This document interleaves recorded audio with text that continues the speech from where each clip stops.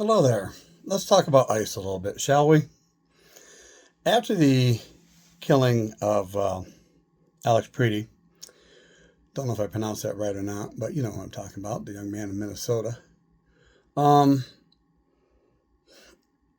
January 29th, well after his death, supposedly internal directives were issued on that day, January 29th, 2026, that instructed ICE officers to significantly shift their taxes during operations in Minnesota.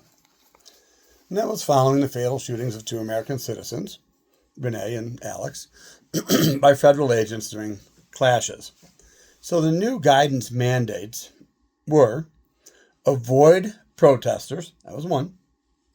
Officers were ordered not to communicate or engage with agitators, in their words, or protesters, stating that such interactions serve no purpose other than inflaming the situation. A situation that, let's face it, was inflamed the moment ICE set foot there. But I digress. There was also a second thing called a criminal nexus requirement.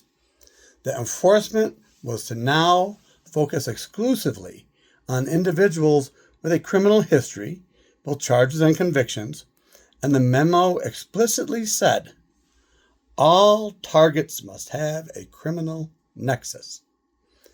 They're supposed to use de-escalation tactics. Agents were required to use megaphones to clearly verbalize every step of the arrest process to ensure transparency and minimize community alarm. So my question is, the promise was during the campaign just to go after the worst of the worst. So now they have this new mandate. What the hell was their mandate before that? Well, we all know the answer to that. We've seen it with our own eyes.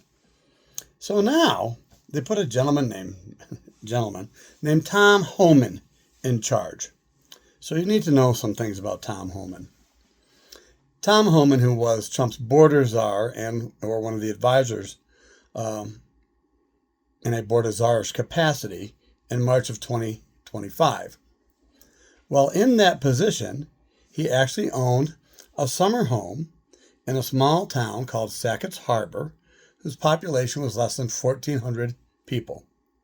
Town was located on the shore of Lake Ontario, and I lived less than 2 hours away from that town for almost 40 years. On March 27th of 2025, in that town, federal agents conducted an operation at what was called the North Harbor Dairy, which is a town over in Jefferson County, to apprehend a suspect who they had a warrant for. Somehow, during this operation, they encountered and detained 7 individuals. Now, of those 7, 4 of them were a mother and her 3 children who attended school at the Sackett's Harbor local elementary and the high school.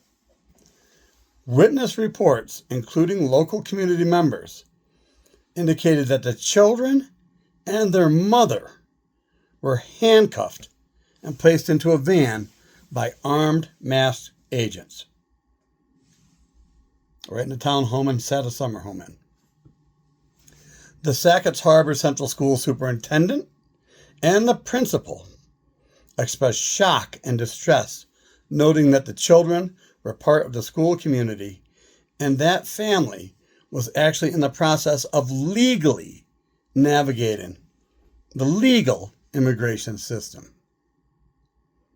There was a protest rally held on April 5th, a short time after all that happened, right near Homan's summer home in Sackett's Harbor.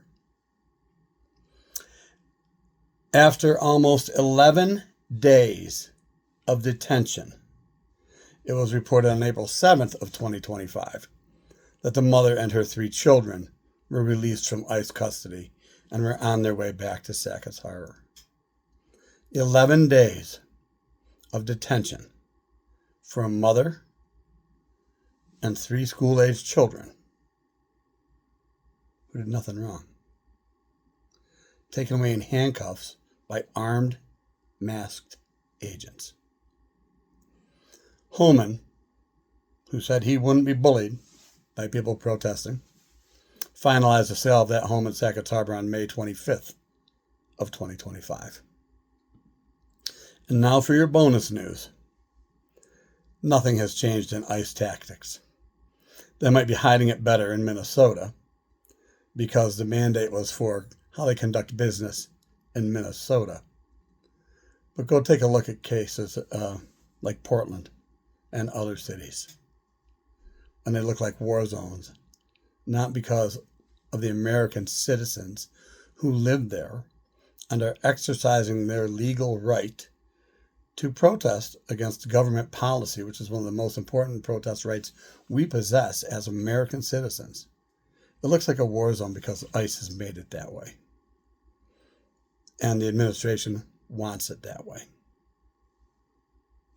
I don't know. The America I grew up in said, "And justice for all." Anyone in this country. And justice for all. Not all except you or them or that person. And justice for all. We all said it as a kid. If you're my age, you said it as a kid. Every freaking day. Do you still believe it? Have the day you deserve.